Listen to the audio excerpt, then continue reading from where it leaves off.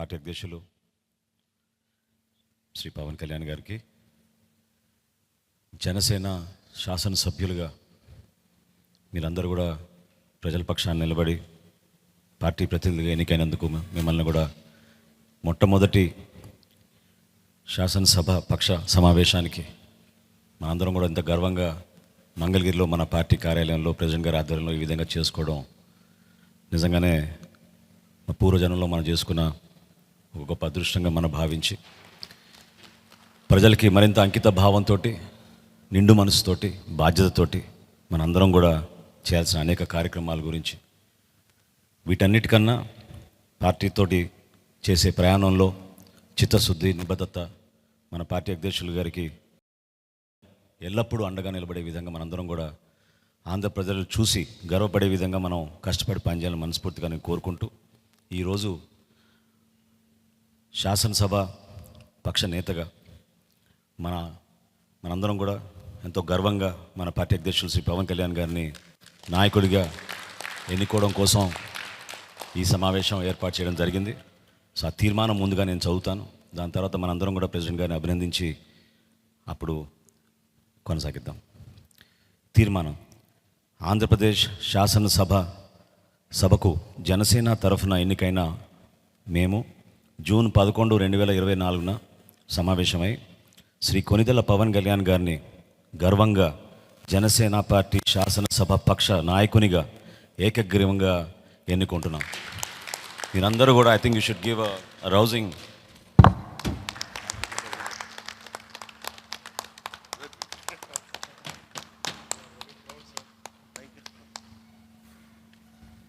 ఈ constitutional formality పూర్తయింది కాబట్టి ఇప్పుడు మన పార్టీ అధ్యక్షులు, అదేవిధంగా మన శాసనసభ పక్ష నేత మన పార్టీ అధ్యక్షులు శ్రీ పవన్ కళ్యాణ్ గారిని మాట్లాడమని రిక్వెస్ట్ చేస్తాం.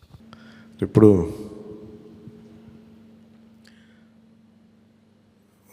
పార్టీ నేతగా మాట్లాడటం అలవాటు ప్రెసిడెంట్గా మన శాసనసభ పక్ష నాయకుడిగా మాట్లాడాలంటే కొత్తగా ఉంది. ఇప్పుడు గొడవలు పెట్టుకోవడం, మాట్లాడటం, సమస్యలు తీసుకురావడం. బట్ మీ అందరికీ అపూర్వమైన మెజారిటీలతోటి ఘన విజయం సాధించిన మీ అందరికీ, ప్రతి ఒక్కరికి పేరు పేరున నా హృదయపూర్వక అభినందనలు, ధన్యవాదాలు. ఈ సందర్భంలో I want to share few things. చాలా ఒంటరి ప్రయాణం చేశాం. జాతీయ స్థాయి నాయకులు కూడా ఢిల్లీలో వాళ్ళు అడుగుతుంది ఏంటంటే, నువ్వు ఎలా పార్టీ నడిపావు? పార్టీ నడపడం మాకు తెలుసు కదా, అధికారం ఒక గుర్తింపు ఉన్న జాతీయ స్థాయి పార్టీలో ఉండి అసలు అధికారం లేకపోతే ఎంత కష్టమో మాకు తెలుసు. అలాంటిది మీరు not even recognised party, just registered party, మీరు ఎలా సస్టైన్ చేశారు ఇంతకాలం? వాళ్ళకి నేను ఒకటే చెప్పాను, మేమంటే ప్రేమించే జన సైనికులు, వీర మహిళలు, జనసేన మద్దతుదారులు, వారి వల్ల మేము బలంగా నిలబడగలిగాం. ఒక తీర్మానం నా సైడ్ నుంచి ఏంటంటే, ఈ ఘన విజయానికి కారకులైన, అంటే దశాబ్దంగా అన్ని ఒడిదుడుకుల్ని ఎదుర్కొంటూ దెబ్బతింటూ క్షేత్రస్థాయిలో అన్ని రకాలుగా ఇబ్బందులు పడుతూ మనకి మద్దతు ఇచ్చిన జన సైనికులకి, వీర మహిళలకి, జనసేన నాయకులందరికీ కూడా వారికి నా మనస్ఫూర్తిగా నా అభినందనలు తెలియజేస్తూ ఉన్నాను. మీరు లేకపోతే ఈ రోజున ఈ విజయం ఉండేది కాదు.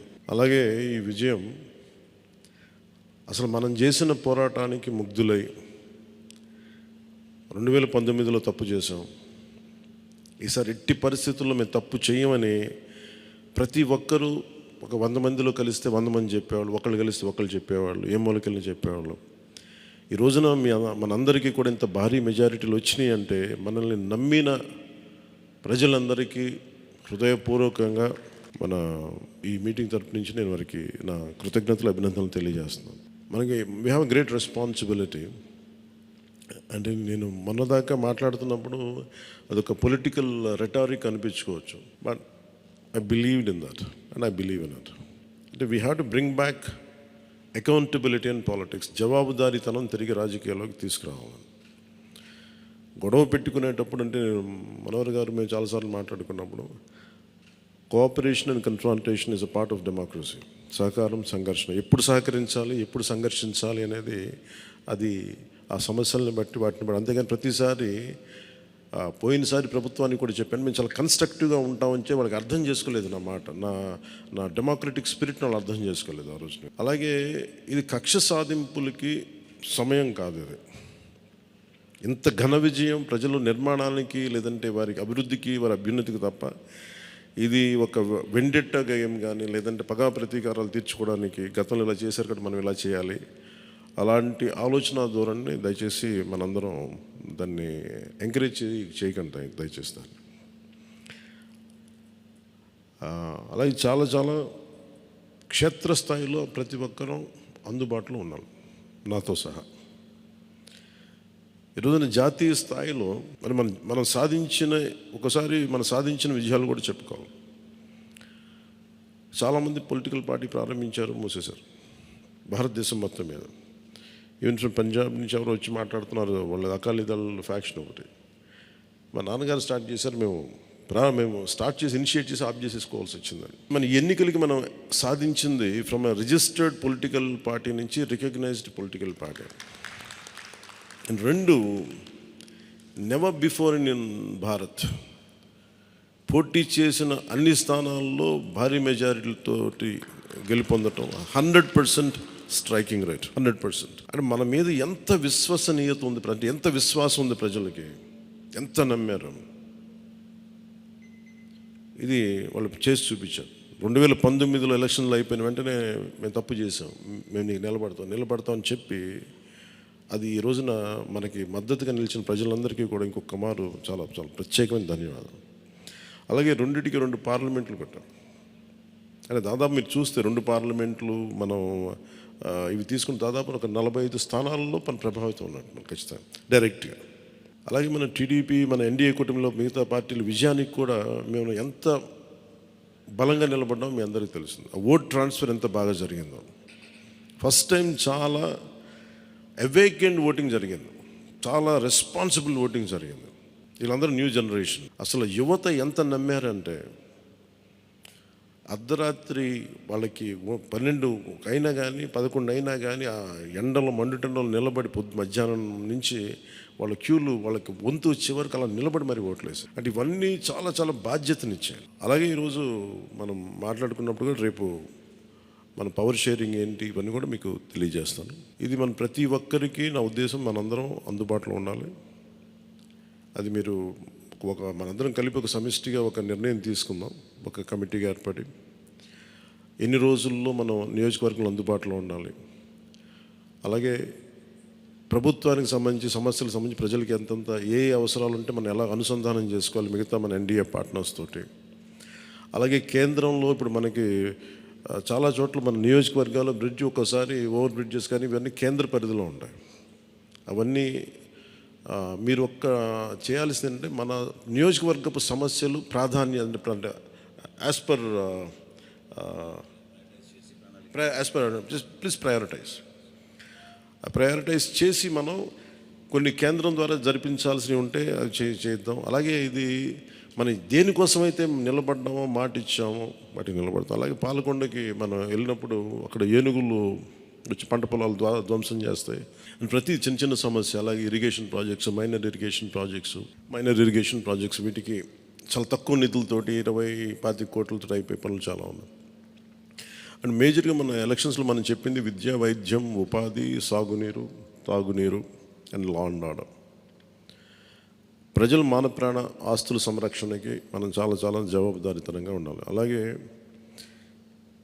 మనకి ఇచ్చింది ఇది, ఎందుకంటే నెక్స్ట్ జనరేషన్ వచ్చింది, అది మనం అందరం అర్థం చేసుకోవాలి. పాత తరం రాజకీయాల్లాగా కూర్చోబెట్టి మనం పవర్ని ఎక్సర్సైజ్ చేస్తామంటే కుదరదు. ఎందుకంటే ప్రజలు ఎంత మద్దతుగా నిలబడ్డారో వాళ్ళు అంతే బలంతో మనం నిలదీయగలరు. అది మనం దయచేసి మర్చిపోతుంది, నాతో సహా నేను మర్చిపోదాన్ని. అందుకని లెటర్స్ బి వాళ్ళు ఒకసారి కోపంతో ఒక మాట మాట్లాడినా అసహనంతో అది మనం భరించాలి తప్పదు. అలాగే విమర్శించేటప్పుడు కూడా దయచేసి అది పర్సనల్ అటాక్స్ ఎవరికి కలగండి. వాళ్ళని మీరు చూశారు కదా, పోయినసారి ఆయన గత ప్రభుత్వాన్ని హ్యాండిల్ చేసిన ముఖ్యమంత్రి గారు ఎన్ని మాట్లాడి నేను ఎందుకు స్పందించలేదు వ్యక్తిగతంగా అంటే అది ఆ ప్రెసిడెంట్ ఆపేద్దామని మనం ఎక్కడ చేయాలి.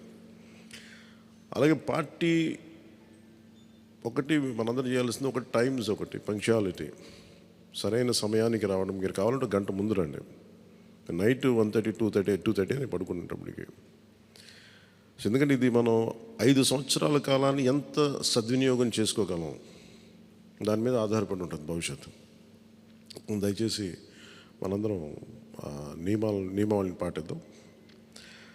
కొంత మనలో కూడా మనం వన్స్ ఇన్ ఎ వైల్ మనందరం కూర్చొని మేబీ ఓవర్ లంచ్, ఒక ఈవినింగ్ ఒక చాయ్ పే చర్చ లాగా ఏమేం చేయాలి. అలాగే మనం కూడా కొంత కలుపుగోలుతనం చూపించాలి మిగతా పార్టీలు, మన ఎన్డీఏ కానీ బీజేపీ, మన ఎన్డీఏ పార్ట్నర్స్ అందరికీ కూడా.